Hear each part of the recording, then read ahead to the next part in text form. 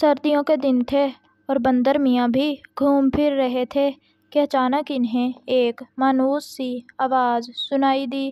آواز کی سمت دیکھ کر وہ چونکے کیونکہ درخت پر بی فاختہ بیٹھی ہوئی تھی۔ بندر میاں نے انہیں سلام کیا۔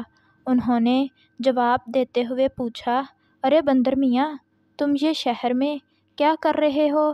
میں ایک ڈاکٹر کے پاس رہ رہا ہوں اور میں یہاں بہت خوش ہوں۔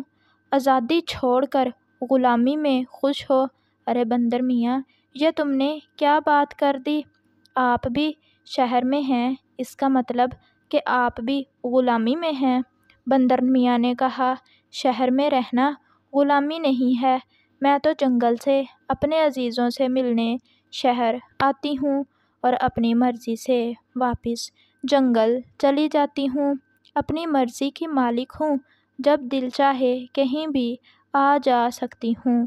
یہ کہہ کر فاختہ نے بندر میاں سے پوچھا، تم کس طرح ڈاکٹر صاحب کے پاس آ کر پھنس گئے ہو؟ مجھے ایک شکاری نے جنگل سے پکڑ کر ڈاکٹر صاحب کے ہاتھوں فروخت کر دیا۔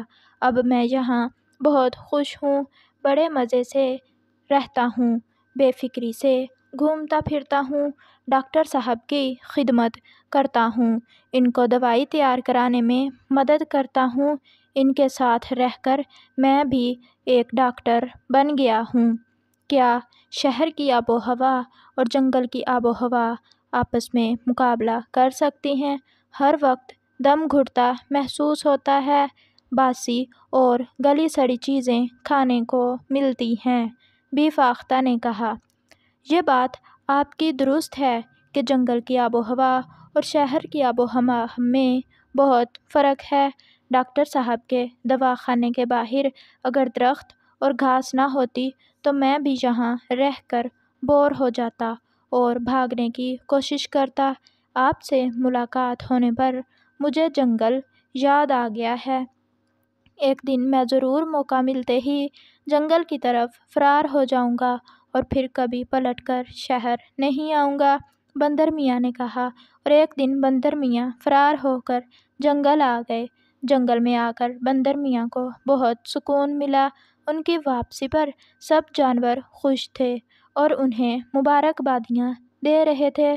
بندر میاں کو جنگل میں آئے ہوئے کافی دن گزر گئے تھے، لیکن وہ اپنے اندر ایک بے چینی محسوس کر رہے تھے۔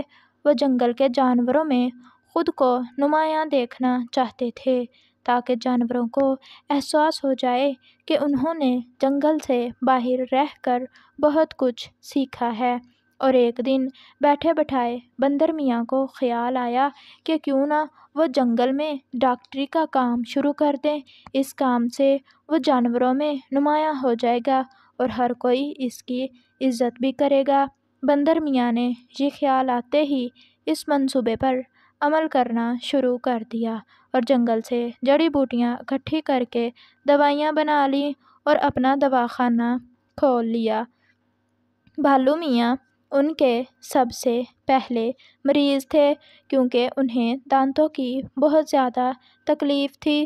میں تمہیں دانتوں کی دوا دے رہا ہوں، یہ ایسی دوائی ہے کہ دانتوں کو پتھر سے توڑنا چاہو گے تو پتھر ٹوٹ جائے گا مگر دانت نہیں ٹوٹیں گے۔ بھالو نے حیرت سے پوچھا، کیا واقعی ایسا ہو جائے گا؟ تو بندر نے کہا، ہاں ہاں ایسا ہو جائے گا، اور اسے پورا یقین دلایا۔ ایسا ہو جانے پر میں تمہارا منہ شہد سے بھر دوں گا۔ بھالو نے کہا۔ بی لومڑی آئی، ان کو چلنے میں ایک پاؤں میں تکلیف ہوتی تھی، وہ بھی علاج کرانے کے لیے پہنچ گئیں۔ کچھوے کو ہر وقت قبض کی شکایت رہتی تھی اور چیل کو دور کا کم نظر آتا تھا، وہ بھی پہنچ گئیں۔ ہرن کو بھاگنے سے سانس پھول جاتا تھا اور مینڈک میاں اس قدر بھاری ہو گئے تھے کہ ان سے چلنا پھرنا بھی دوبھر ہو گیا تھا۔ جس جانور کو بندر میاں کے دواخانے کا پتہ چلتا وہ وہاں پہنچ جاتا اور بندر میاں اپنے دواخانے میں جانوروں کو آتا دیکھ کر بہت خوش تھے۔ ان کا پورا دن دوائیاں دینے میں گزر جاتا۔ بھالو میاں نے دوائیاں کھائیں تو ان کے سارے دانت ہی باہر آ گرے۔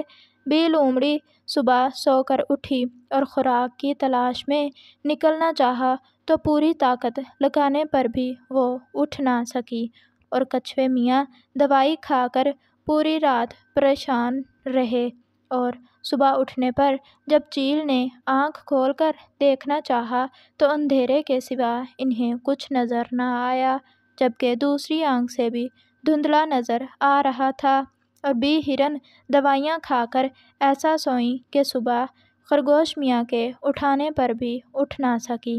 بندر میاں اپنے دواخانے میں بیٹھے مریضوں کا انتظار کر رہے تھے کہ اچانک باہر نکل کر دیکھا تو بہت سارے جانوروں کو دواخانے کی طرف آتے دیکھ کر سمجھ گئے کہ ان کی دوائیوں نے الٹا کام دکھایا ہے، جبھی وہ غصے میں بھرے ان کے دواخانے کی طرف آ رہے ہیں۔ بندر میاں نے وہاں سے فوراً دوڑ لگا دی، اور غصے میں بھرے جانوروں نے دواخانے کو خالی پایا تو ان کا غصہ مزید بڑھ گیا۔ دور کھڑے بندر میاں تھر تھر کانپ رہے تھے اور اس دن کو بری طرح کوس رہے تھے جب انہوں نے ڈاکٹر بننے کا سوچا تھا۔ تمام جانور سخت غصے میں تھے اور بندر میاں کو برا بھلا کہہ رہے تھے۔ بندر میاں کو جانوروں کی تکلیف کا بہت افسوس تھا، مگر ساتھ ہی ساتھ وہ دل میں یہ بھی کہہ رہے تھے کہ جس کا کام اسی کو ساجھے، اور اب ان کے قدم شہر کی طرف اٹھ رہے تھے۔ تو پیارے بچوں، دیکھا آپ نے بندر کی ایک بے وقوفی کی وجہ سے کتنے سارے جانور مزید مصیبت میں مبتلا ہو گئے۔ اگر آپ کو ہماری یہ ویڈیو اچھی لگی ہو تو ویڈیو کو لائک کریں اور پلیز چینل کو بھی سبسکرائب کر دیا کریں۔ شکریہ۔